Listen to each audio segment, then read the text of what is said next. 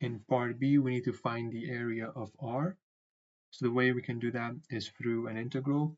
We can take the integral, since this area is in between two curves, we can look at the area enclosed between g of x and the x-axis and f of x and the x-axis, and the difference of these two will give us the area enclosed by the graphs.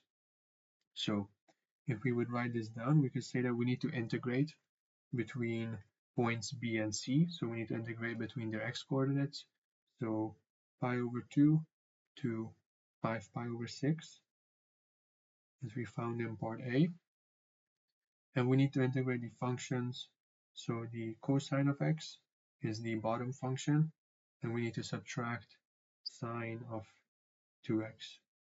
We could do it the other way as well, but since cosine of x is lower down over here, like this, we're going to get a positive answer for the area. If we would do sine 2x minus cosine x, we will still get the same area, just negative.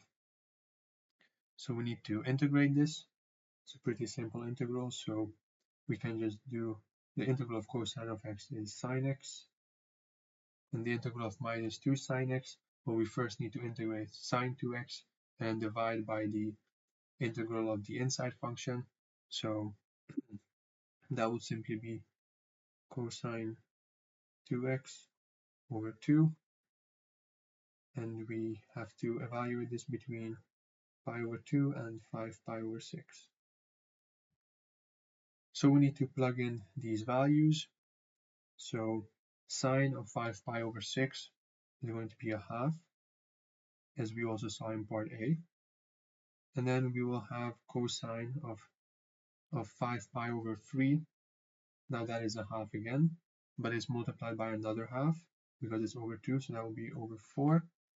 And then I recommend writing minus and then brackets so we don't mess up the negatives. And then sine pi over 2 is just 1.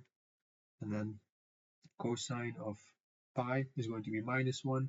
This is divided by 2, so it will be minus a half. So the first one, this first term will be simply 3 over 4. And then we subtract a half. So the area will be 1 over 4.